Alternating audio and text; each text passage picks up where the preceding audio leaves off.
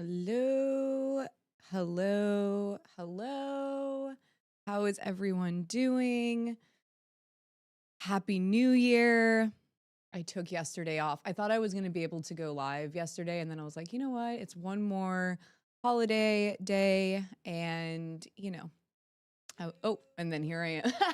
I can tell I've taken a break because there I am coming through my phone again. I totally forgot. I was like, okay, I'm gonna take an extra day off and hang out with the family. And it was really nice. How was everyone else's New Year's? What'd you guys do? How is everyone doing? It's so nice to be back and in a new year. I'm honestly feeling good about letting go of last year. I don't know who else feels that way, but even more so last year than years prior. Last year was what's the word I'm looking for? It was a very tough year. And I'm sure a lot of people out there can, you know, resonate with that. It was a hard year in the world. Um, and, I just felt ready to turn the page. But before I could turn the page, I had to revisit some things that happened last year. Not only things that happened last year, but things that even happened the year before that. And I know a lot of people might be thinking, why are we digging into all of this now? And I just want to answer that question. And it's because it's sadly still happening. I didn't want to ever have to revisit these horrific times, to be honest with you. But some people are continuing to want to relive it. And it's really important for me that this community has full transparency. And actually, I was talking to someone earlier on the phone. We were talking about the music industry and the cover up, right? And, this cover up has been happening, decades long. And I never want to cover up illegal activity, etc., even when it happens in the survivor community. Because once again, ePredators is all about not only protesting and holding these individuals accountable, but it's also about survivors becoming cycle breakers. And what does that mean? It means a whole list of things, but one of them being that we don't cover up harmful behavior, even when it's happening in our own community. And it's a hard decision to make because, survivors already have a very hard time being believed, being supported, etc. That when a survivor or survivors do something that is not right, that's harmful, etc., your fear as a survivor is, well, if I call this person out or call this person in, that can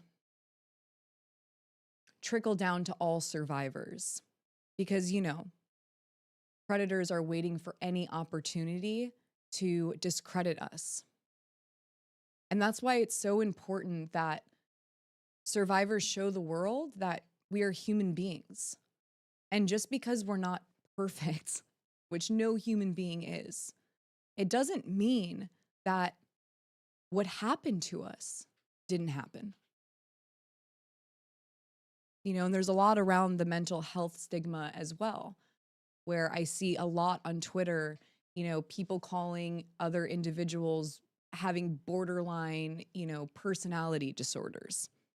And it's a way to discredit the victim, to discredit the survivor. But I'm here to remind everyone that people with borderline, people with bipolar, etc., are survivors too. And I'm so over the mental health stigma that is surrounding that. And sometimes we have to take things head on. Just because someone's not perfect doesn't mean that they're not telling the truth about what happened to them, being a survivor. But sadly, there are survivors within our survivor community that are not necessarily cycle breakers. They recycle their trauma.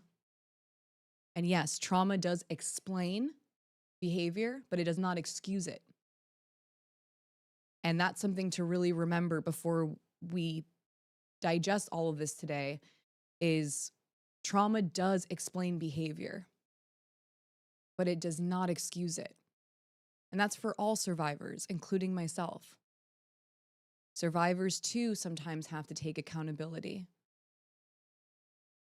And that's what I honestly hope for in the future, is that accountability is not this bad word. It's something that makes us stronger, that makes us better, that makes us feel like there's hope in the world. Because I really do believe that when we no longer feel shame around things that we've done in the past, and instead want to take accountability, do whatever we can to make it right, and be truthful, that is how not only we can personally heal, but how others can heal as well. And it doesn't have to be a legal battle, right? That's all patriarchal and Western civilization. I really do believe that human beings can take it in their own hands and make things right. Hi, Emma. Welcome to the dinner party. Welcome to the dinner party. And I see, is this Rosie? Don't forget to like the stream. Thank you so much, Rosie. So, that's where I'm at today. I never thought that I would have to revisit this after I did my open letter. I think it was in January of last year about all of this. And sadly, it's happening again. And now there's this community, and I never want any confusion. I think it's better to put everything out on the table and allow people to see 100% full transparency and be able to learn from this too, because this is how movements deteriorate internally. And it almost happened to e-predators. It almost happened. I didn't think I was able to do it again. And I didn't even want to tell anyone why, the true story behind why I'm here on YouTube. Because I didn't want to go back there. But the real reason why I'm here on YouTube is because I had a stalker. Well, I still have a stalker. But my stalker was harassing and stalking me at protests for survivors.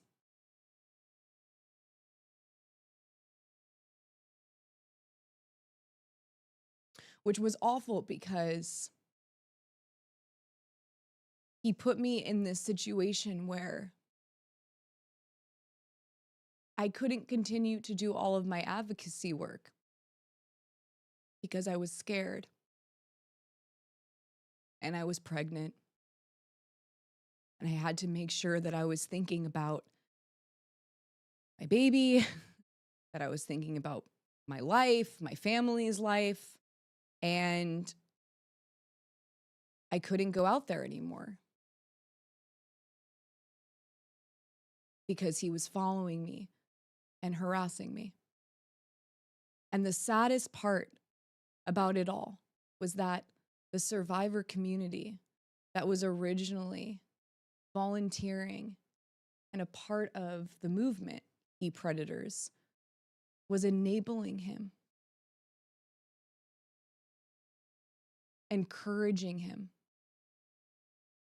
And where I have a serious problem with all of that is that they got in the way of protesting for survivors.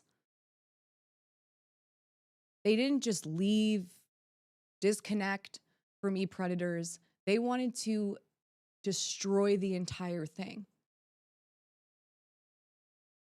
And instead of thinking about the movement in the sense of for all survivors and what the movement is and looking at the common goal, they were so focused on themselves that it actually disrupted and deterred the movement. So I thought to myself, well, I guess I can advocate for survivors here in a safe environment. He can't get me here. And this is the reality for so many survivors of stalking. And a stalker is a predator. And I didn't realize the implications and the PTSD, the trauma, etc., from being a survivor of stalking until it happened to me. I couldn't believe how serious it actually is and how there's not much protection for victims of stalking. I found out from so many different survivors of stalking along the way that they would go to the police and the police would tell them to dye their hair. Yeah, dye your hair. The stalker will go away. Always on the victim. Always victim blaming. I learned that that was true later on. I went to the police multiple times and the police ended up telling me at one point to just get off of social media altogether, as if I had to change my life because I was being stalked. Instead of doing something about the stalker, the victim had to do something. And that's common when it comes to survivors of any kind. So much victim blaming. But I never thought that within the survivor community that I would have been victim blamed. But I was. By survivors that I thought were friends of mine. Ended up victim blaming me. And that's when my whole world kind of turned upside down. And I realized that we really have two choices here as survivors. We either become cycle breakers or we recycle.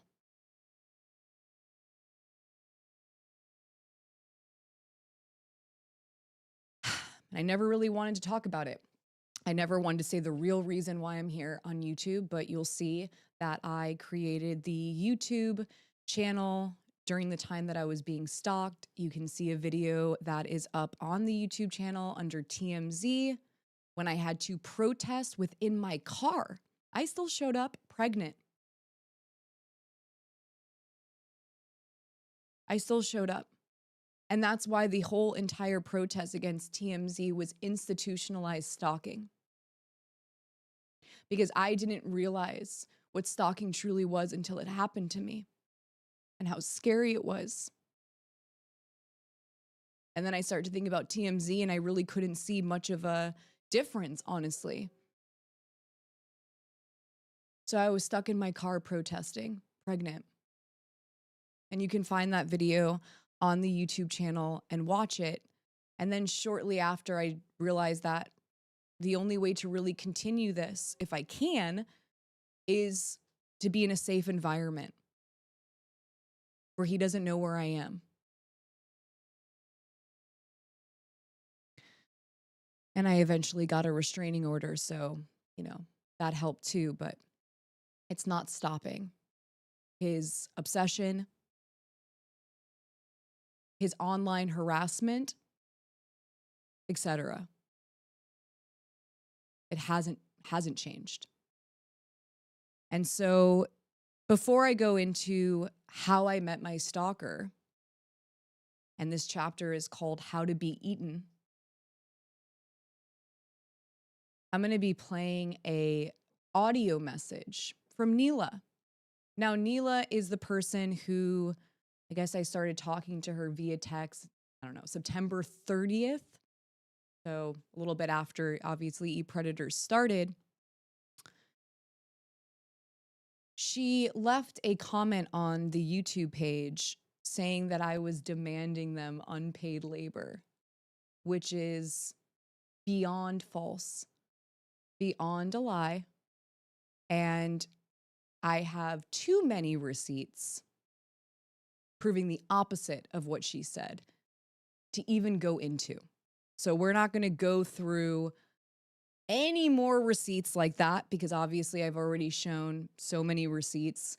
But there's one more, and this is Nila in her own words. She sent me an audio message, and it was about Caeli, and it was about ePredators. And I want everyone to listen to this and be able to make your own proper discernment when it comes to Nila's comment. So instead of responding to you, Nila, I'm going to respond to you with your own words and your own voice too. So quiet, you don't have to show my screen. I'm just going to play the audio. Hey, I figured I'd just send you a voice message. I think maybe you sent me one the other day, and honestly, just like in the chaos of everything, I'm not even caught up in conversations because everything just comes in rapid fire with Caeli, and I've just been trying to text her all morning to diffuse it and be like, hey, can we just wait till we can all talk? I don't want to have these side conversations because obviously anything anybody says to you on the side, you're going to misconstrue it however and then deliver it to someone else so in a different way. So I would just feel more comfortable if we could have all these conversations together and have a chance to just clear the air together in real time. And then she just kept pushing all these things like I was saying I didn't want to be there and I was quitting and I implied. And I'm like, how did I imply? Like, you can ask Social. I talked to Social before, and that was not the conversation that Social and I had. It was a very positive, inspiring conversation. And I was really happy. And everything I told Caeli, I was going to tell you the next day, which we had in the meeting of this is what I'm doing, you know? And it was just more to be proactive and communicative and not be like ghosting or not telling you guys what I was doing because I've just been trying to be really good about the communication piece of it. And she's like, well, you were stressing me out when you asked Alexa, you asked me to confirm with Alexa if she could make the meeting. And I'm like, okay.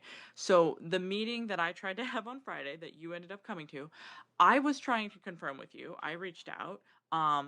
I sent out an email. I did ask Caeli if she talked to you to ask you. And I'm like, okay, if that was a stressful ask, which to me is just kind of a logical thing in a 3-person team, hey, if you talk to Alexa, ask her if she'll be at the meeting. If that was something she didn't feel comfortable doing for whatever reason, even if I didn't understand it, all she had to do is be like, Nila, I don't want to be in that situation. Fair enough. Instead, she's like, that puts stress on me and I'm tired of being a secretary and unpaid. And like, I'm like, no one's making you do this, Caeli. Like, none of us are getting paid. I'm getting paid through my job, and everything I'm doing here, I'm doing for free because I want to. You know, with the goal of sure, someday we'll get paid, but I don't understand. It's like for somebody that I feel like has done the least, they think they deserve the most money and the most priority, and I haven't even seen that effort from her. So I'm just like so confused, and I'm really just afraid to have any more conversations with her because I don't trust that anything that I say will not be like misinterpreted and then somehow used against me. So I'm like, I just rather talk to everybody and clear the air. So that's really where I'm at. She said she's not really going to talk to us unless it's determined that after she talks to Joe, she might get money. And then if she's not, then she needs to Oh, go work on projects where she's going to get paid. And if that's what it is, then okay. I'm like, that's fair, Caeli. That's fair. But like, where this resentment is coming from and this hostility when nobody else is in some different situation than Right? you and nobody has forced you to do this. Like, that's what's frustrating, is like there's absolutely no accountability. And like looking back, all of the times she called me with all of her different drama, it was the same thing, you know, and those were all the little signals that I should have been like, gee, you sure do have a lot of problems with people in the few months that I've known you, and it always seems to be their fault. Like, that's always a huge red flag. But you know, more shit for me to take to my therapist, because obviously I'm not a healed person either. I'm still befriending people that have just really questionable tendencies, and it gives me a lot of fear, like, because I'm just like, I got close to this person, I trusted this person, and now I don't even know this person, you know, like Right? I it's not even just about like wasting my time and effort. It's like feeling like scared, like vulnerable. Like, you're not even somebody that I think is good intended. Like, you get No. mad and you seek to destroy instead of Yes. just like, hey, let's agree to disagree. Like, we don't need to fucking destroy each other. Like, what the fuck is that gonna do? Like, it's just so vindictive and childish, and like, I'm not about it. So yeah, that's where I'm at. Yeah. So, obviously in Nila's own words, Nila commented that I was demanding people unpaid labor, but as you can hear in Nila's own words, that no one was making anyone do anything. And Nila even said she was doing this because she wanted to. And I wish that I could say that Caeli was the only individual that started to seek to destroy, but no, it ended up being Nila as well. Nila ended up contributing to the harassment against me, etc. And so I am going to show my screen now because I want to show everybody who Nila is. This is going to be the thumbnail that comes up when this video is over. This is Nila's card. This is Nila. Just so there is a face to who I'm talking about. This is Nila. And Nila really, really starts to contribute to not only the harassment that was coming from Caeli, etc., but from the stalker, who I'm going to get into today. So that's Nila. All right, so let's dig into How to Be Eaten. Chapter 3. The title was inspired by Maria Adelman, and that's because that was the book that we were all reading when we were doing book club. Starting a book club was probably the worst idea I've ever had. I thought it would mostly be survivors. I wanted a way to connect virtually with other survivors that couldn't be present at the protests. Survivors United, remember? I wasn't thinking about the fact that someone could see this as an opportunity to infiltrate a movement for personal gain. The book club was the weakness in the wall of e-predators, and someone realized that before I did. Let's call him Will. That's not his real name. I will be showing who it is, though. Will snuck in last minute. He was the last email right before I started the Zoom call. The book club felt extremely therapeutic before it all went sour. I met some really kind individuals, and it immediately felt like a safe space. And I'm pretty sure that Jaden is here in the chat, someone who was in the book club. I chose a book titled How to Be Eaten. I thought it was perfect considering, and the fact that it happened to be about 5 survivors who meet in a basement support group to process their traumas. Seemed fitting. Little did I know how fitting. It's probably good to mention that we had a Discord at this point. Another horrible idea with a lot of charm. Originally, Caeli and Nila wanted to open it as an exclusive value to supporters to being a Patreon. I think this might be why I'm still pretty broke at 30, because I wanted to open it up to all survivors as a way for them to connect and create a safe space to just be. Survivors United, remember? Caeli and Nila were not fond of the idea because of the financial deterrence. I thought maybe we could create one channel for Patreon and the rest of it would be open. The community was officially born.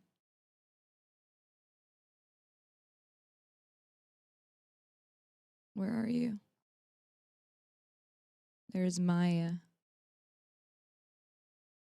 Wait, where's the letter? Where are you? Don't lose me. No. Wait, what? Where did it go? Oh, here it is. Okay.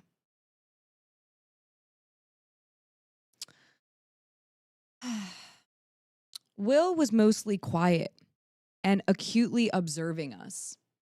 He seemed a lot older than everyone and did not mention he was a survivor like the others. Red flag. He slipped into the Discord and became one of the most active users. Get it? Moving on. I wasn't able to be super active in the channels at first because of the movement and being a parent with no help other than when my mother visits. Thank goodness for her. But I did keep an eye on it here and there. I saw Will quickly connecting with everyone within the group. He was very keen on making others feel special and seen. I think it's because he never felt that way. I related to him in that way. He talked a lot. He loved to repeatedly say, like, how are you basically me? How am I basically you? I love us. When I look back, I realize that he was mirroring everyone. Red flag. He also concealed his right-wing ideologies. He would hint at it here and there, but I think he's still hesitant about letting others know that fact about him because he would lose access to people that he was secretly fixated on. He also seemed to be so anti that nothing really mattered or held actual value, which I eventually learned applied to people too. None of this dawned on me really at first. I trusted this guy. My childhood wound of not having many friends felt like it was being healed within this community. Everyone was super supportive, accepting, and loving towards one another. Zero judgment. It felt a lot warmer than the isolation I was beginning to feel while preparing for protests alone. I felt connected. Bonding at protests happened, but there were a lot of distractions. Second book club, Will said something that was extremely triggering for everyone there.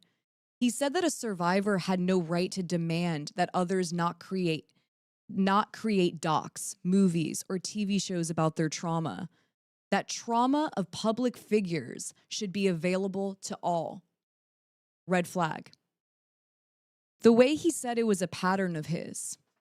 When his hatred for people in general can't be pushed down any longer, he snaps and tries to mask it as intelligence. Which I won't lie. Sometimes his hatred does sound like intelligence. But if you pay attention, it's sloppy resentment. I wish I was way less trusting the more I think about him. Will mentioned he was coming to Los Angeles to visit a friend and also attend an E-Predators protest. He also said that he had some ideas to contribute to the movement. Later on, he said his friend ghosted him, or most likely his friend was just an excuse to get closer to me in the movement. After Caeli's departure, I was very hesitant on letting people in to volunteer, but Will insisted that his love for the movement would eventually gain my trust. He kept telling me about the next phase of the movement and how he has seen other movements fail. He had the secret. He coerced me into having him stay at our home out of guilt. Red flag. He said he would rather save money and that the place he was staying at was problematic for him. He loved to complain. He seemed to have zero respect towards the fact that my mother was staying with me and we only have one bedroom. Red flag. He covered up his true intentions by continually talking about how much he wanted to end predatory behavior. He began to exclusively love bomb me about everything, basically stating that I was brilliant, that I was the leader, but his real plan was to gain my trust, incept my mind, and prioritize his position as the right hand in E-Predators. Looking back at it all now, it really felt like his true mission was to sit on a throne. He would do anything to get there. I saw through it all fairly quickly. It was really uncomfortable. It felt disingenuous and manipulative. He would make bombastic promises stating, "I will make us all $1 billion." Like, what? Said comments like, "I have the ambition of Jeff Bezos and Mark Zuckerberg." Red flag. Not only were his ideas and projections completely unrealistic, but also the individuals he was aspiring to be are the most toxic, exploitive, and capitalistic humans on the face of the earth. He hates what he wants to be. After he left our house, the red flags were very clear. It gave me a lot of anxiety. I was scared to trigger him in any way, and as a survivor, it was triggering for me and scary to have to remove myself from someone that was likely dangerous. I couldn't tell if I was having a trauma response or if I was actually seeing what was right in front of me through words and actions. I decided to pull away gently and tell him most of the truth, which was I really didn't feel good about having anyone do unpaid volunteer work.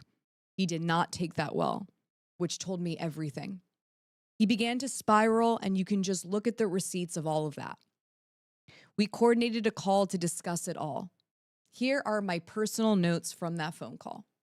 I was taking notes the entire time. Will was immediately disrespectful and demeaning. He brought forward an abrasive approach toward all of his personal and political emotions. I remember him saying, "Are you going to join me or are you going to fight me?" to a DoorDash employee after a 2-hour altercation because of a delivery delay. He said he wanted to have us sign NDAs and that he would be more respectful with our personal information than we would be with him. Lie. Will was trying to isolate me from my husband, Miko, and demonize his decisions towards his contribution towards e-predators, even though Michael Gray was assisting me from the beginning. Will would criticize every decision and reapply it to himself what his agenda was, and that was the only way to do it. This is where I saw his obsessive need to control me and e-predators. Will is a self-proclaimed business person, but really he is a con man. He had no money and no real successful business expertise or experience.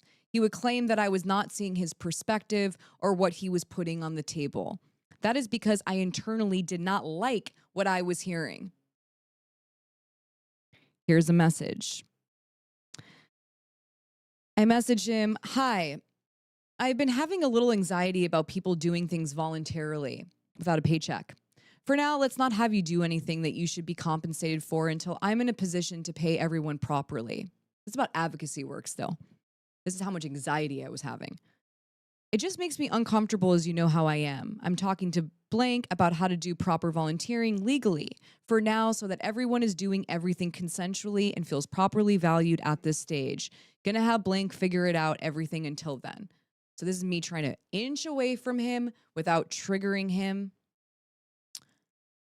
Will answers back, "Enjoy your dinner." I go, "Did you get my message?" He goes, "Yep. This feels highly devaluing and unduly alienating, professionally embarrassing with my name already involved. Oy. But as I've said many times, I know I don't matter beyond the narratives of the powerful." I was clear I wanted to talk about terms between us, and I'm reasonable. No, you're not. Being clear, it's great, blank is involved, but feel free to make decisions about me behind my back and project. This is about just asking this individual to not volunteer after only a few weeks of knowing this person. And I'm like, I just want to get away. I would like to exit from any type of connection with you whatsoever. And this is how he is responding to this. This is a very, very scary, problematic person. Continue. But feel free to make decisions about me behind my back and project other people's far too late concerns on me like I wasn't already aware of employment legalities and told you it was a concern with this group. I feel like my time's been wasted now and didn't want to text about any of this shit I'm thinking. Well, talk when you make time. I'm gonna not revolve around you. Ah! What? I'm gonna not revolve around you. Dude, why are you revolving around me? You know what I mean? That is the first time I have ever received a text message like that from somebody I barely knew even. I don't think I've actually ever heard that period from anyone I know at all. Serious red flag. He goes, wait on you, or expect you to check in with me for follow-up on anything left open for the night. You and blank standing me up and ghosting me with cryptic messages after telling me to come over at noon. The first weekend I was there fucked my brain chemistry up. What? Because he couldn't come at the time he was originally going to be coming at? He goes, gnarly. I'm too patient and accommodating. I already know this. And if you think the time you're aware of is a thing, consider the hours I delegated to Perp to help you with my business coach and consultants and my fucking therapist that you don't even know about. What? Anyway, like I said, enjoy your dinner. Take care of yourself. Then he continues. Also, PR is generally a service.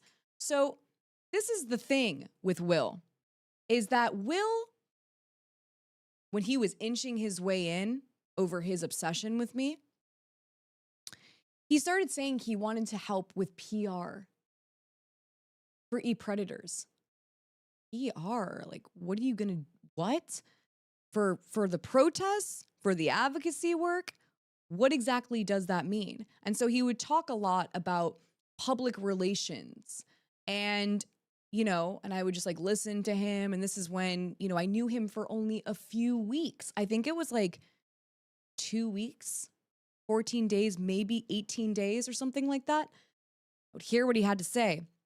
And so here he is stating this. And I know that someone did let me know that Caeli, for example, was talking about how this person became my stalker after they asked for payment. No. Very wrong. We'll continue because he says it in his own words here. So what does he say? Also, PR is generally a service, not an employed position. So this is pretty much a total trash take. Is it? And a misfire on mishandling me to try and protect yourself from an illusion. What does that even mean?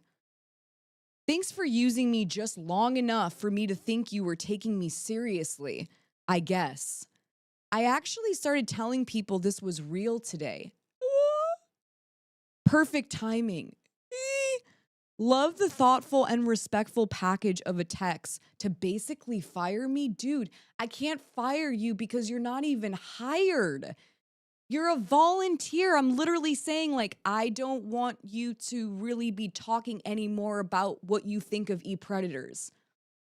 And because I was having so much PTSD from Caeli, that when this person came into the picture, it was like, whoa, I don't want that happening again. So I want to be very clear, even more clear than I already was with Caeli. And me just saying that fucked up his brain chemistry, I guess. Okay, receipt 2. I said, wait, what? He goes, for literally no reason. I had a proposal for deferred compensation. Nothing, there's no what. I'm like, what? I'm not firing at all and haven't even spoken to anyone, just telling you about my anxiety and being open about the anxiety. I'm just telling you about blank to not worry till we talk on phone tomorrow about my anxiety. And wanted to clarify myself as to why, so I was being honest and truthful. He goes, I'm a wreck today. I was already anxious. This fucking sucks. I'm fully confused. It doesn't make sense. What doesn't make sense? I'm sorry. What doesn't make sense? I think I'm making a lot of sense here.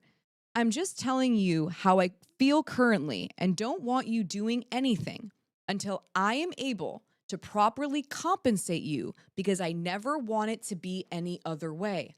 That's all. This seems way bigger than what I'm trying to communicate about my feelings. He goes, I got that part. Now you're gaslighting me. What? I put myself in a vulnerable place. You don't get it, and that's fine. Like I said, enjoy your dinner. I go, I'm not gaslighting you, literally at all. I'm trying to be mindful and thoughtful of everyone's time and energy, to first speak about terms, etc., so that everything is on the same page and understood. Isn't that the right thing to do? He goes, it's bigger because surprisingly, you are not the only person with feelings or complicated elements, but my feelings do not matter. This is red flag, red flag, red flag. Ultimately, systemically, or personally, this is a fact, not feeling. Therefore, we are in a conflict. I go, a conflict? Whoa. I go, okay, can we talk about this tomorrow on the phone so we can have an open conversation where we can talk properly? You know what kind of person I am. He goes, we need a mediator. If you're going to say things like you're not gaslighting me. Like, what? You sure that's the take you want to have? Sounds a lot like Milosh. Milosh would text me the same kind of shit. You're getting a good version of me. Do you want the bad version? It's like so ABUSIVE to the max. Okay, same. I'm upset. I'll never. Then he continues to say, I'll never betray you or fuck up the movement, but I'm very upset. And you're like, what? I'm sorry to hurt your feelings. Not my intention at all. I'm here to talk it out completely. Really, my anxiety because of Caeli and my internal ethics. That's all. And just wanted to convey that I'm not coming from a mean place. Like, this is wild. I'm just saying don't do anything unless you're getting, paid. Like, this is ridiculous. Then he goes, I know well-intentioned white people are going to be the death of me. Can you please slow down with things that involve me and be sure I'm not getting crushed? What? Then he goes, I love you. Ugh. And then he goes, I'm not ever going to Caeli you. So Cece, I'm not ever going to Caeli you.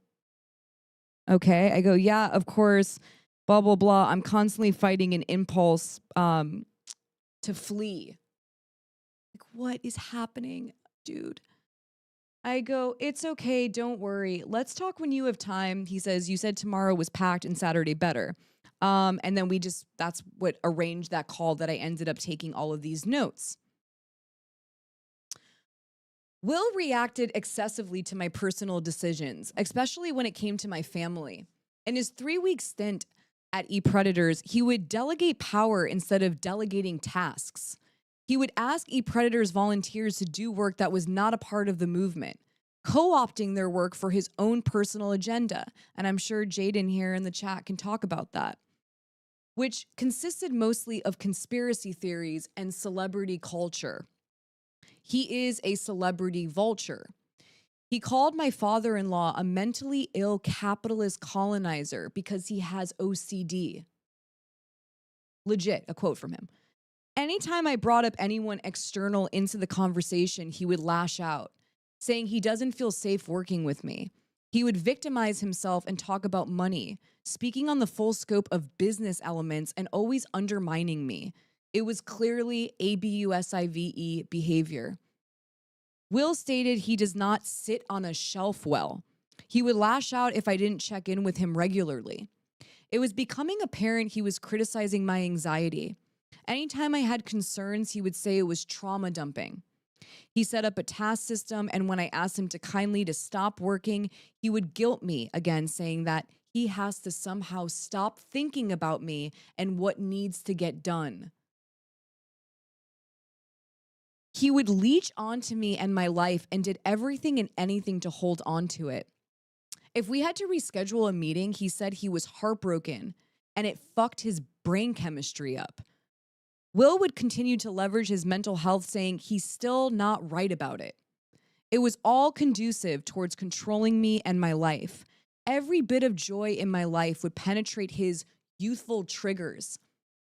He said that my joy penetrated his youthful triggers, again blaming me for his past trauma, as if I was directly responsible for it.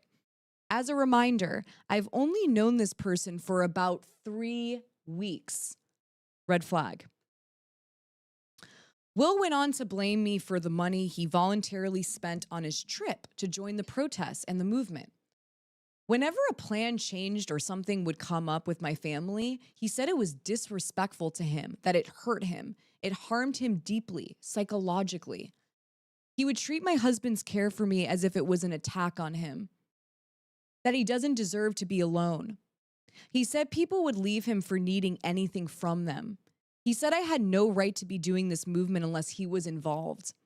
He would again enforce his business model idea that he claimed would work successfully, yet in his own incorporated business, everything was falling apart. At this point, I did not trust him, nor did I want his unsolicited advice. Will criticized my husband's ideas of reaching out to our personal accountant for business advice. He said it was cannibalization and culture vulture shit. About taxes. This is about taxes with the Patreon. After the blatant attack on Miko Gray, a person I trust more than anyone in this world, Will would be self-deprecating about his life and would always say, I don't share this with anybody. Red flag. He forced his trust on me and demanded the same in return. Red flag. He would always say condescendingly, I was free to do what I want, and the last thing that he wanted was to give any impression that he was trying to be controlling for the sake of being controlling. But that was exactly what he was doing. He said he was birthing something, and it's probably going to die, but he wanted to clone parts of it and use it for eat predators. This is an actual quote. He said he was birthing something, and it's probably going to die, but he wanted to clone parts of it and use it for e-predators. Red flag. What the fuck does that even mean? He held on very tight to the idea that e-predators was the last place for his ideas to flourish, discounting the fact that I did not want him involved or his ideas to be incorporated moving forward. Instead of taking his offer, he said we were cannibalizing it, even though my plan for e-predators came a month prior through Guerrilla Girls. He would intimidate me because I was planning a meeting with my husband to talk about e-predators. Will claimed that because he was thinking about the movement constantly, he was essentially an investor. Red flag. He treated e-predators as his golden ticket. He did not care about survivors. Will question anyone outside of myself being involved in conversations. He would say he did not want to enforce himself, but he had an idea that he wanted. And if I were to detract from his decision-making, it would hurt e-predators and leave it vulnerable in the end. He would always end his coercive suggestions with, you can do it however you want, though. Red flag. Will also said he can't chase me around and beg for time. What? He said he can't fit himself around my family. Will continued to criticize my bond with my family. The call finally came to an end. Thank God. This was all in one phone call. Thank God. It was probably one of the most traumatic phone calls I can remember. Looking back at these notes and recollecting makes me currently fear for my life and my family because he has now moved to Los Angeles to disrupt my life and the movement. Now, that's an exact quote from a video of my stalker. He said, he moved to Los Angeles to disrupt my life and the movement. He showed up at a protest like the stalker that he is. He posts about me obsessively on a daily basis. He is a stalker, and barely anyone within e-predators has done anything to help other than blame me. Receipt coming up. Caeli and K. Brown from For Consent also enabled his stalking and harassment recently. K, at For Consent, is a nonprofit for survivors. In my opinion, For Consent is not an advocate for survivors, and I do not recommend trusting them after what I've experienced. They do not protect survivors. Their actions speak louder than words. They are now complicit in harassment of a survivor. This is serious. I was concerned, but I didn't want any more conflict within e-predators. We've had enough internal conflict and was hopeful for better days. A few survivors reached out to me around a week later voicing concerns about him. And let's just say everything I felt and saw was really beginning to reveal itself to others. I got told from a fellow survivor that he was taking snapshots of the Discord. And this is why I'm very, very adamant about telling this story, because this person was taking snapshots. My stalker was taking snapshots of the Discord so that he could tell survivors stories, which, by the way, he threatens later, that he's going to reveal everyone's trauma to the whole world. Survivors that felt like they were in a safe space. This individual was pretending he was an ally, was taking snapshots and then threatening people with them. And so that's why it's very important to know this story, because yeah, we have mods in there. We're doing the best that we can to make sure that everyone is safe and protected, etc. But things can happen. And so it's very important to know that people are like this. I never thought this would happen in the survivor community. Not in a million years. And this was some person who was talking to everyone as if they cared. Constantly talking to everybody, love bombing them. And he had his own motive the entire time. Okay, so a few survivors reached out to me, taking snapshots on the Discord and Slack. I was triggered. We all got triggered.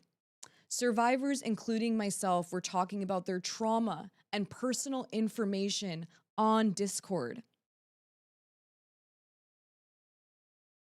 Is this where we're getting? Did I already read this one?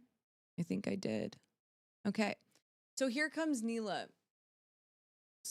Yeah, I'm going to. So when I said that inside of the e-predators community that was getting victim blamed, this is Nila. I go, hi, God, my body is broken from everything. Now this is like, we're, I guess, only a few days into this. I'm going through some serious sadness, and I can't believe it's happening from survivors. Nila goes, what happened anyway? I don't understand why everything got taken down on Slack, Discord. What is happening from survivors? I go, no, many survivors are okay. I got them safe quickly, but people came to me concerned about Will's behavior and language they were using with others. And I kept the Will thing only to myself and you, but others called me this weekend feeling concerned. I knew something was wrong, but I didn't know how wrong. I was trying to keep calm and just take my time with it processing, etc. I have a lot on my plate. But when other survivors came to me about it, and it was about 4 people who came to me with things that were very concerning, I got worried and deeply triggered to make sure everyone was safe, because I got word that he was taking snapshots of Discord and Slack, and it's supposed to be a safe space for survivors, not screenshots. Will then started to threaten to expose everyone's trauma. This is in a video, and made fun of survivors. I got a D threat from Will in a video, and it really has me shooken up, to be honest with you. He was talking to Caeli, and who is this person? And I guess, and it just got bad. I don't know. I can't even type it all. I've been talking with survivors, and we have all been trying to process and heal. I don't know. I'm just feeling really not okay. I feel legit scared and sad and confused and triggered and feeling deeply wounded. I go, I had severe panic attacks and had to breathe and recalibrate. I don't know who to trust anymore. I'm learning people are talking poorly about me behind my back, and I'm not an ABUSER. I'm a survivor, and I'm being treated like absolute shit. Just for having a 4-month-old movement that is figuring itself out. It's in the infancy stage and still spitting up. This is me as my mom comparison, I guess. Spitting up, and people are treating it like it's one thing and then another, and I need time to figure out how to do this all with no financing and now little trust within the community. But this is honestly now not how anyone should be treating survivors. I have never hurt anybody. My intentions are and have been in the right place. But I'm getting picked apart by certain individuals and treated like I'm not a real human being or something. And then if I feel sad, then I'm blamed for that too. And I honestly feel overwhelmed by the mistreatment. The other survivors decided collectively to lock down Discord because they feel unsafe. Then I had, Juliet, or whatever her name was, tell me what to do in a very cold way about telling me to out her ABUSER. Oh my God, I forgot this. Something to just say to the community really quickly. So when I started doing all of this advocacy work, by the way, everyone was coming to me like wanting to do things. Like all of a sudden it was Caeli and Nila wanting to make this Patreon and then make the PayPal and then do this and that. These were not what I wanted to do. I didn't go, from my best knowledge, no, I didn't. Never went to them to do something. Maybe send a flyer for the protest from the ePredators at Gmail. But survivors would come to me with ideas. And I, of course, wanted everyone to be incorporated and to feel seen and validated and heard and have everyone doing something that felt like good to empower them. But then when they would want to do these things, if I didn't also do it, it was so weird, then I was blamed, right? Then I was blamed, but this was all of their ideas. Now, when it comes to this person I'm about to mention, I'm being stalked, harassed. Someone's taking snapshots in the Discord, threatening survivors, and I'm operating this whole thing. This individual tells me that I have to out their ABUSER for them, which is just horrendous. I can't do everything. I'm trying my best with my advocacy work. I'm not perfect. I'm trying my best. There's things I can do. There's things I can't do. There's things that I wish I could have done, but I couldn't do. There's things that I wanted to be able to do and tried and then wasn't able to do it. You know what I mean? I'm a human being. Human being. But that was what was happening. And it was just amplifying and everything was compiling and going on top of one another. So here we go. So Julia, she goes, asking me that I have to out her ABUSER first, basically, before making merch. So how merch came into this was because everyone was wanting to find a way to make it sustainable. So I'm going, how the fuck do I do that? I guess what we can do is spread awareness through organic t-shirts, organic sweatshirts, and maybe tote bags. And maybe that can bring in some funding so that people can it could be sustainable. But that wasn't even a thought for me prior, but I'm having a lot of pressure about that. And so that's where I was at. So she's telling me I have to out her ABUSER before making merch for finances for it to build. And that I have to focus on other things other than merch and making me out to be a phony or something when it was never about money for me. It was about money for them. Nothing I do is right. Everything I do is judged. And then I'm told what to do, what not to do, how to do it. It's just absolutely awful. And I really feel upset and I've been remaining calm, but now I've really broke emotionally. She goes, I hear what you're saying and honestly sucks all around. Thanks, Nila. Because I haven't been privy to a lot that transpired. So between what you say and Will posts, it's a lot of back and forth. And wait till you see Will's posts. Jeez. And while I do feel for you, I also saw Will practically blank online. And that's also really... So she's now blaming me that when we had to disconnect Will from the Discord because he was leaving survivors unsafe, taking snapshots, going on video saying that he was going to blast everyone's trauma, that he was SI, that he was basically hinting at that, and that now it's my fault. You see how it was never a win. I try to keep survivors safe. I didn't do the right thing. You know, it was like no matter what I did, everyone was judging me, picking at me, not satisfied with me, angry at me, even angry when I just wanted people to not volunteer anytime unless they were paid. Then also, I was a bad guy then too.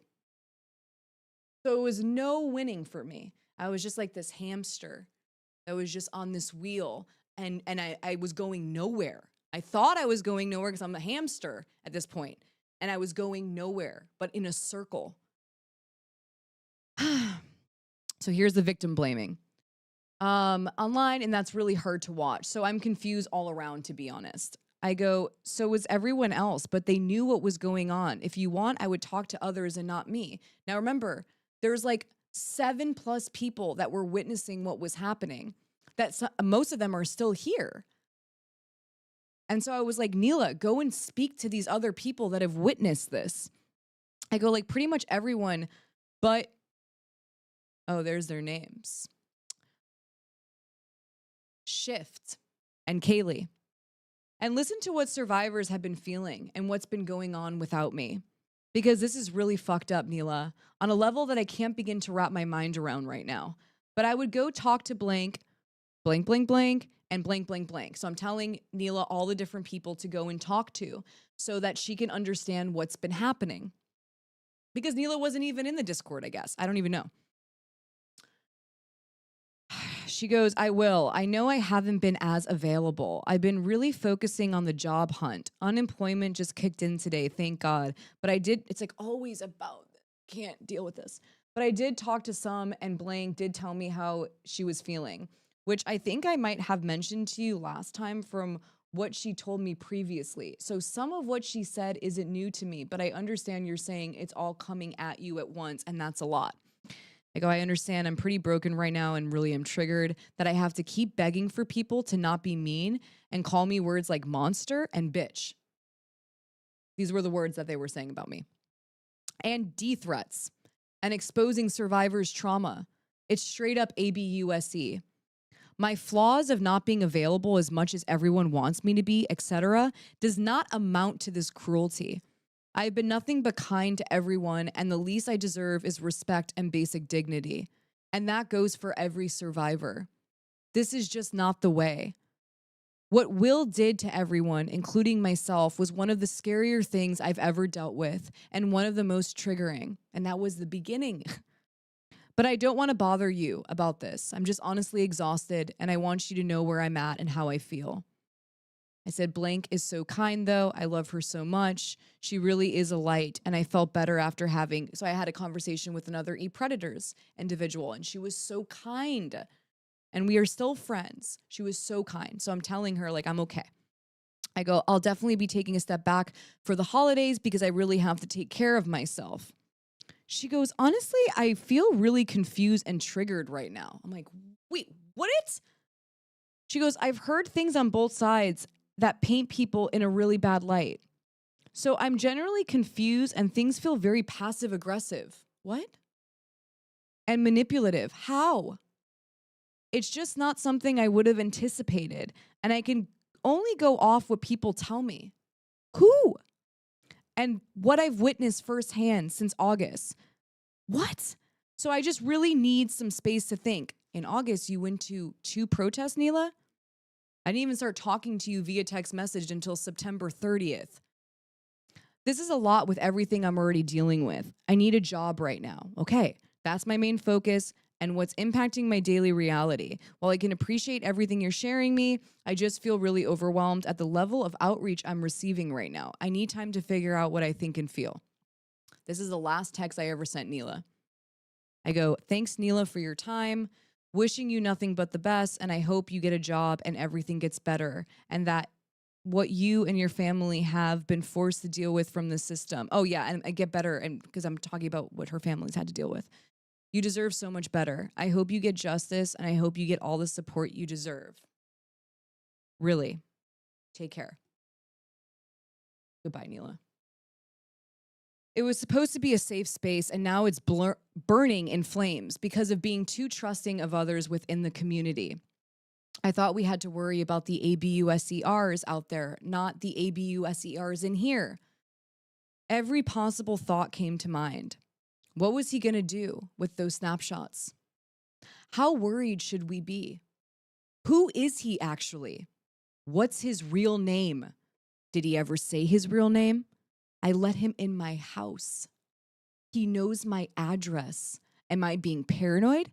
Am I not being concerned enough? I removed him from the Discord and Slack before any of our worst nightmares could become a reality. That did not stop our nightmares from becoming a reality.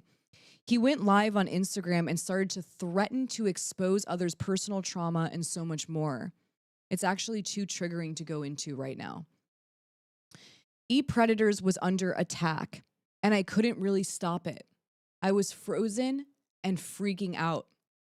I kept on the phone with everyone, and we were just emotionally there for one another as we watched everything get scarier by the minute. I mean, I'm sure everyone in the chat who is in here, Jaden, it was the most intense. So intense. As survivors, this was just beyond horrific. I was sobbing and on the floor shaking. Our trust was totally broken again, and we were all just vulnerable to his explosive reactions. One person chose to disconnect from predators because of how traumatizing the situation was and how confused they were. The new narrative was I was the ABUSER and the predator. Will played the victim and weaponized aspects of himself to gain control of the narrative. So it began. I was in absolute shock. I never saw it coming, and so therefore it wasn't too hard to begin to dismantle the movement through internal conflict and misinformation. Now the few people out of a much bigger group were beginning to echo chamber their triggers, and the triggers were becoming more and more removed from the truth because of fears and projections. It was all paranoia and fear of deceit everywhere I turned. It was destruction. Something he promised he would never do. I felt guilty and still do about the fact that I even trusted him to begin with, but I can't victim blame myself. Survivors need to be reminded that no one deserves ABUSE. ABUSE is never warranted, but honestly, I still feel awful. I can't stop going through it all in my head and trying to figure out every little thing I could have done to prevent it from happening. But I know that's just not going to do a thing. And if anything, it will continue to melt my mental health. Everyone seemed to forget about the movement, and everything got interpersonal. The mission was nothing anymore. It was just about who was right and who was wrong, which became excuses to not connect. To quote Bjork, to insist on absolute justice at all times, it blocks connection. At first, that lyric was triggering, but now I'm beginning to warm up to it because I do believe if we don't grow outwards towards love, we'll implode inwards towards destruction. And our union is stronger than us. Nila ended up not believing me and lost total trust. I was responsible for it all somehow, and I was being forced to take accountability for that. I couldn't properly process any of it because I was being cyberstalked by Will almost daily, which turned into 5 times a day. I was feeling predators lose life. I needed to rest. We all did. Will continued his cyberstalking as I was trying to heal and rest. At some point, Will emailed me an insane invoice for his volunteer work of protesting, like over $8,000. I can't even go into that pain right now. In December, I found out I was pregnant. That's when everything changed. I was hoping to feel safer to have a conversation with them, but once I found out I was pregnant, I no longer felt good about it. Too soon, I needed more time. I was also processing a new level of SA trauma that recently came up. It was a lot. The email I received from Nila and Julia was extremely hurtful and feelings were told as if they were facts. She called me a predator, basically. And that is where I honestly just didn't feel comfortable with her anymore, indefinitely. Will got everyone feeling validated about interpersonal conflicts and making it more important than the mission itself. And that's exactly what he wanted to do. Honestly, I even started getting more caught up in the pain than the mission. The predators were getting fed and we were just depleted. Before Nila left ePredators, I suggested I could help her start a GoFundMe and film a video for her to spread awareness about her injustices. I wanted to help and was trying to figure out how I could contribute other than listening and thinking about her great idea that she's been planning. I even told her it was a sweet idea to call it Survivors United, and ePredators would support the mission. I asked her to first put together every piece of evidence she had so that Miko and I could start mapping out the video. I never got any of it, and then she left. That was that. I'm blamed for not getting it done right away, but honestly, I was trying to balance it all, and it was just starting to feel like a lot, and I was bad at communicating my feelings, and for that, I am sorry. P.S. At 2 a.m. last night, Julia, who did not know all the information provided in this letter, who feels like they are the peace and ePredators, contacted me, victim blamed me. This is all while I'm writing this letter. Demanded personal requests from Meadow to discredit me and scared other survivors in the community for no reason at all. See, she suggested I was going to dox survivors when Will already did that with a GUN in a photo. That's right. This is why I am not interested in mediation moving forward. I just want to be left alone. Yeah, that's right. Will, my stalker, posted a GUN photo with all of our names underneath it. Rebirth. And it's New Year's, day after. Feels right to be here again, actually, in the rebirth phase. I really hated this. I didn't want to continue, but I had to do this so that I could begin my healing journey. Transparency is most important to me, and since I was being publicly shamed, I felt the need to make this public but safe. This hatred that survivors are trying to stir between one another is beyond heartbreaking. Inducing fear, shame, blame, punishment, and public humiliation literally feeds our ABUSCRs and can possibly discredit other survivors. I'm depleted and devastated, but I will continue. I will not allow these individuals to deter this movement. Protecting survivors and the mission is most important. We don't have to be friends, and we don't even have to like each other, but we must support one another's justice and worth. We must be compassionate, and we should never lie to discredit another survivor because of interpersonal conflicts. There is enough space for all of us in this realm of advocacy. I would like to first say I have not stolen anything from anyone. I have worked beyond belief and put all of my energy and creativity into ePredators. People have volunteered and people have expected a lot from me, and at times I haven't been able to balance it all. But I have been nothing but supportive, active, and kind to this community. I feel that a lot of them do not even understand what ePredators is. Because as time went on, I came across Guerrilla Girls and ordered the book immediately. They are a female group of artists and that they use creativity to protest the art world. They blew my mind.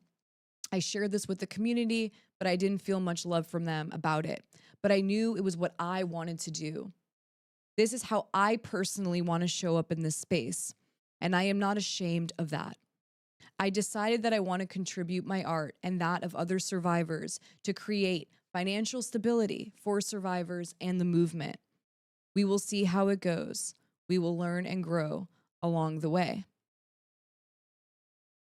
It was really sad to hear the misogyny spewing out of ePredators community, that I was just a face, that a man was behind it. That was another rumor that started to go on within my own survivor friendships.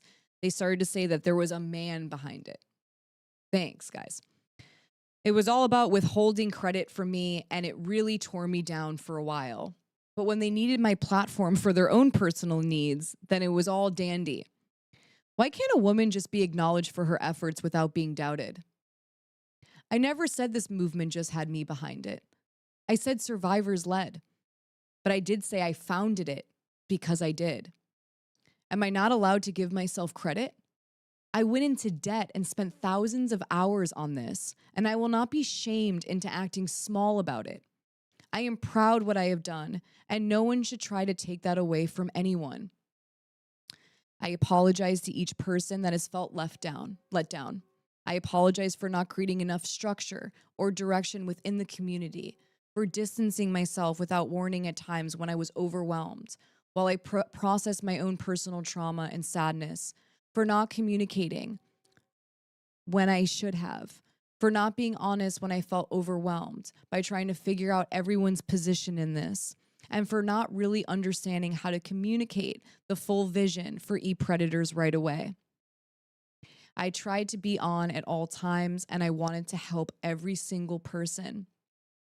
But I realize I'm just one person, and I can only do so much.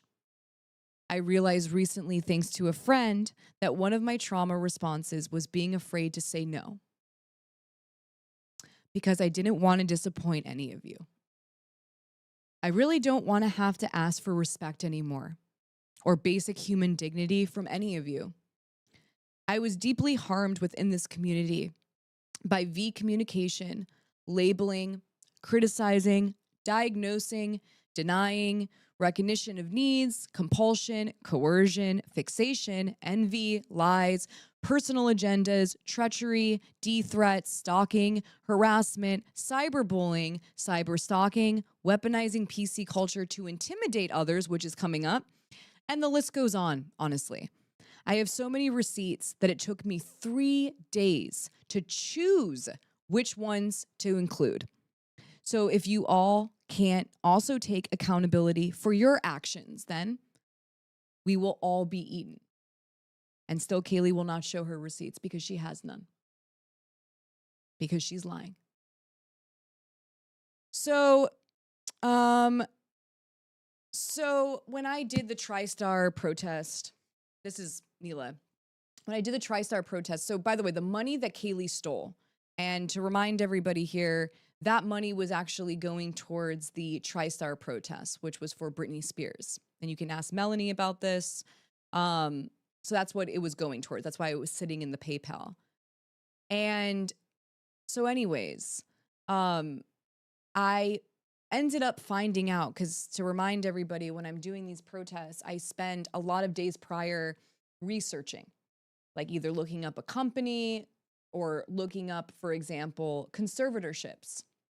I didn't know much about it.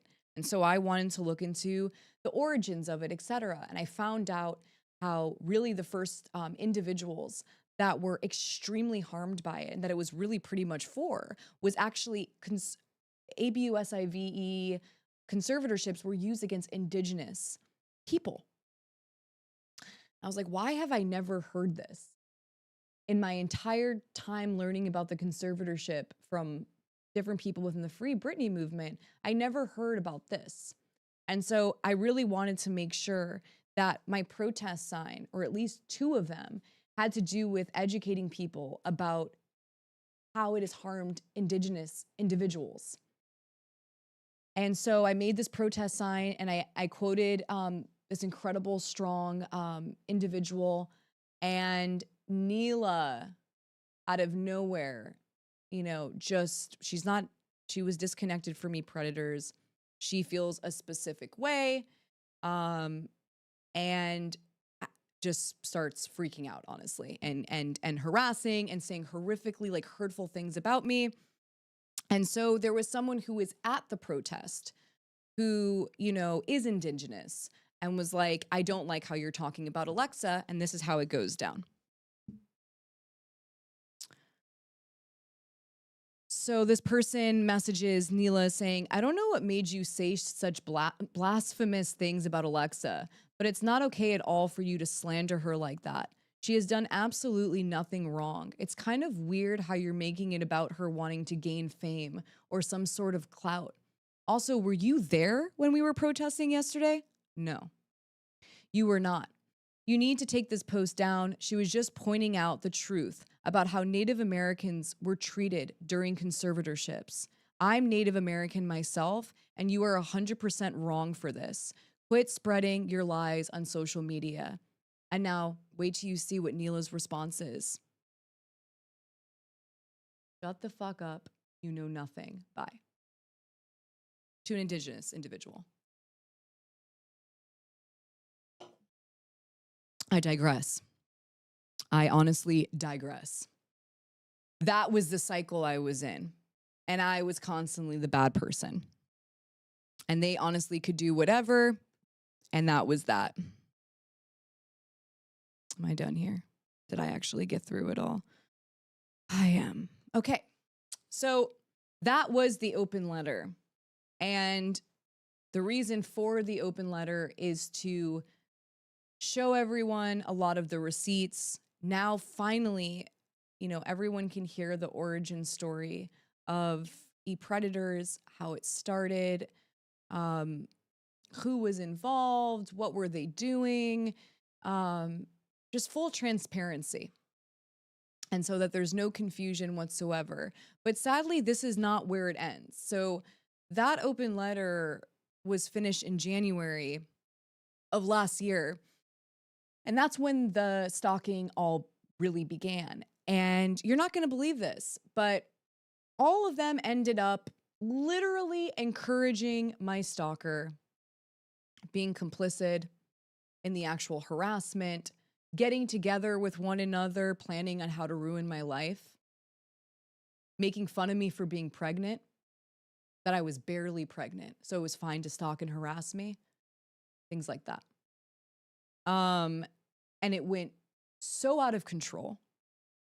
And then another person comes into the mix from a while ago, from 2015, which we'll get into because this is all very important. It's very important because if we're going to start again, which is kind of honestly where I feel when it comes to this YouTube channel, like I feel like it's a rebirth of e-predators. It feels like this community's building again.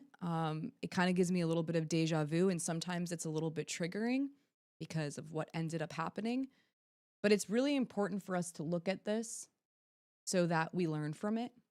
And I really think knowledge does make us stronger and makes us better. And we can avoid a lot of the things that ended up almost destroying a survivor-led movement. And it basically did for a while. I wasn't even able to protest because of this. And they were encouraging him to block the movement. So we're going to be going into tomorrow who is my stalker. I will be showing everyone him. We're going to get into the TRO, the RO, just so you can see who it is, keep the community safe. Also introducing this other individual from 2015. Initials are AW. And we'll just kind of put it all on the table here. And my main point also, after discussing all of this, is to get to this person. Because somehow all of this goes back to this person. And so if I were just to tell you that part, you would have no idea what I was talking about. And so it's really important to see every step of the way so that you get how this all ended up happening. So yeah, that's where I am today. How is everyone doing? Was everyone able to follow, what I was talking about, or at least understand, why this is important? And, just to remind everyone, like, Caeli still didn't show any receipts. She said she had them. She said she was going to show them. Then she deletes her comments. And she, this is what I was dealing with for about a year, was literally this.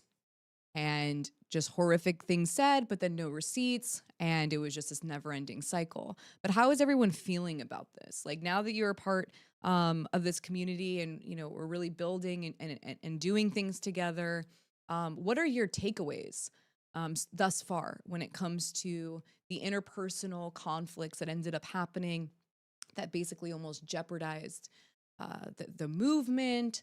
I would love to hear what your thoughts are, and any realizations that you had, because I think it's important for us, while we're doing all of this work, that, you know, that we are looking internally and we're making sure to check in with one another.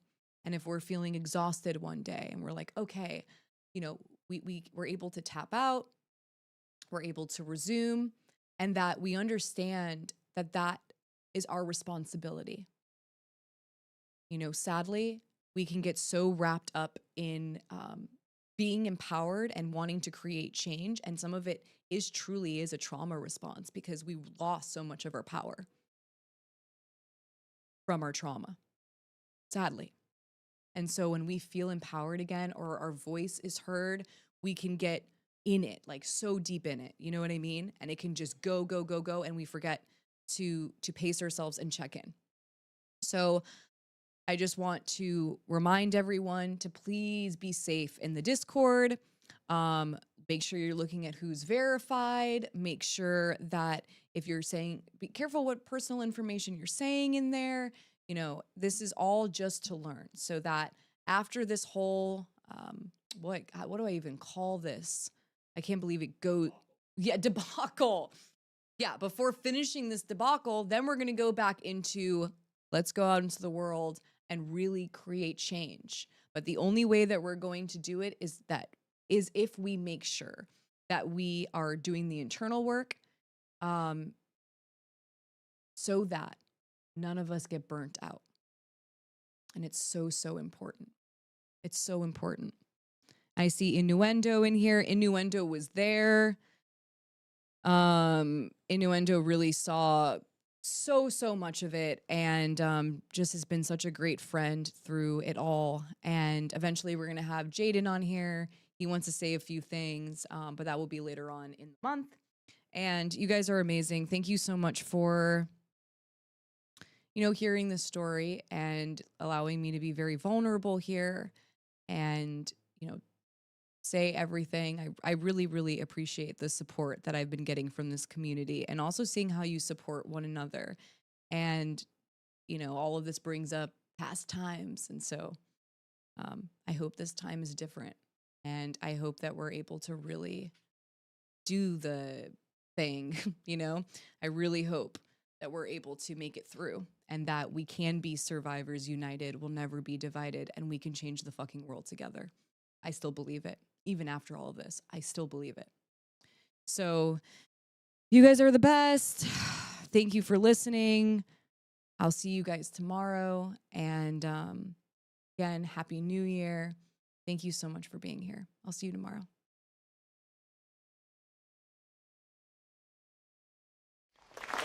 So the best evidence that